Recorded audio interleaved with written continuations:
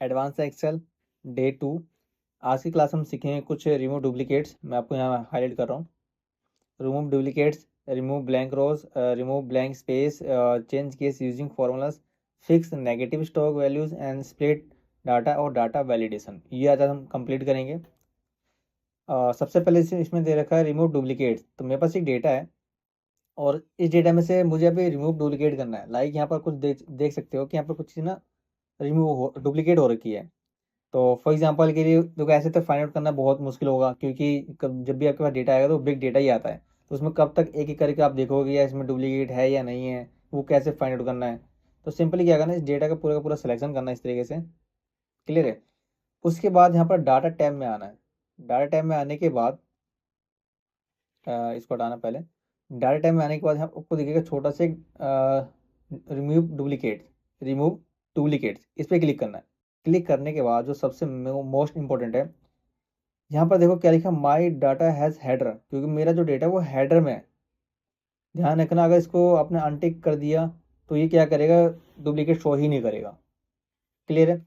अब इसको यहाँ पे टिक रहने देना और यहाँ से देन ओके करना है।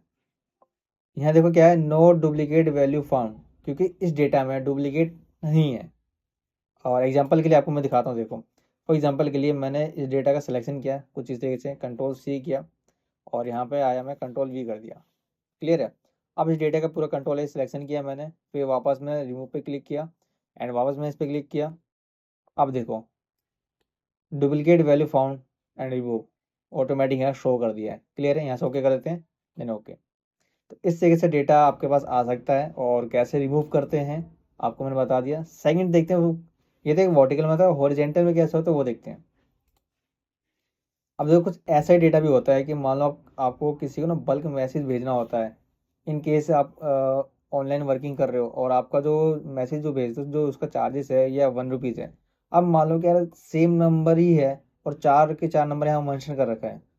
सेम नंबर यहाँ पर मेंशन है और वो मैसेज उसी सेम नंबर पे जाएगा, तो बट आपका जो चार्जेस है 1 रुपीज़ है, आपका तो कटेगा।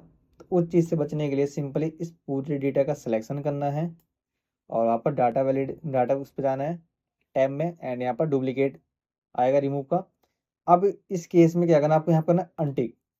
अब देख लेना कॉन्टैक्ट नंबर का डुप्लीकेट है तो वो रखो, या नाम है जो भी है उस पर टिक करना है सिंपली यहाँ पर और यहाँ पर ओके करना है। ओके करते आपको देखो यहाँ पर मेंशन करा है कि 2 डुप्लीकेट वैल्यू थे वो यहाँ से रिमूव हो चुके हैं। और देन यहाँ से करेंगे ओके। ये कुछ बेसिक्स ट्रिक है जो आपको पता होना चाहिए। एंड किसी को भी आप डेटा समराइज कर रहे हो तो उस डेटा को पहले प्रॉपर तरीके से क्लियर करना होता है कि वो डेटा एक प्रॉपर वे में है या नहीं है, देन उसके बाद किसी को शेयर करना है। क्लियर है। इसी में एक और चीज़ आते हैं, यहाँ पर आता है रिमूव स्पेस।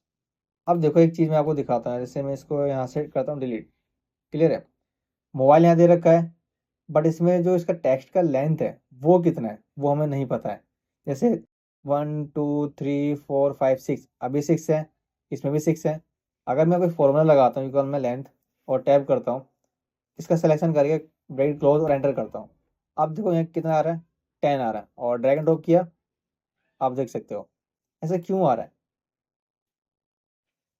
जैसे इस पर डबल क्लिक करोगे ना तो ये जो कर्सर है ऑटोमेटिक देखो कितना यहाँ पर स्पेसिंग ले रहा है। ये देखो ये इतना स्पेसिंग लेके चल रहा है।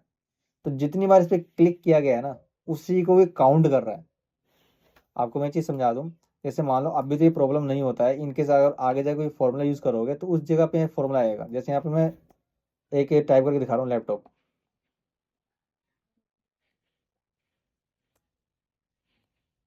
ठीक है। और यहाँ पर मैं एंटर करता हूँ। क्लियर है। अब यहाँ मैं डालता हूँ इक्वल में काउंट इफ, टैप किया मैंने, रेंज मैंने ये सिलेक्शन किया।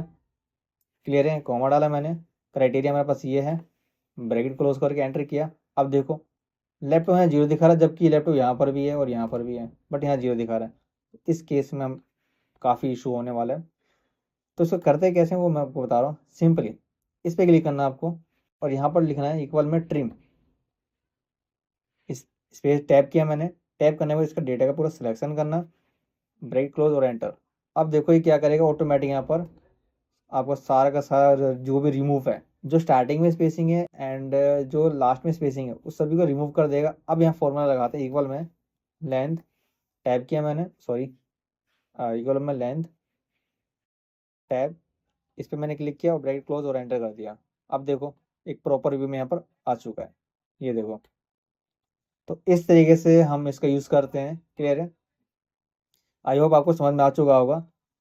रिमूव स्पेस देखो इसमें भी कुछ ऐसे दे रखा है, तो इसका भी हम ऐसे यूज़ करेंगे, इक्वल में ट्रिम और टैब करेंगे एंड इस पर क्लिक करके ब्रैकेट क्लोज और एंटर करेंगे। ये देखो आ गया, और यहाँ डबल क्लिक करेंगे तो ये पूरे में फिल हो जाएगा। क्लियर है? आई होप आपको अच्छे से समझ में आ चुका होगा एंड मिलते हैं नेक्स्ट वीडियो में।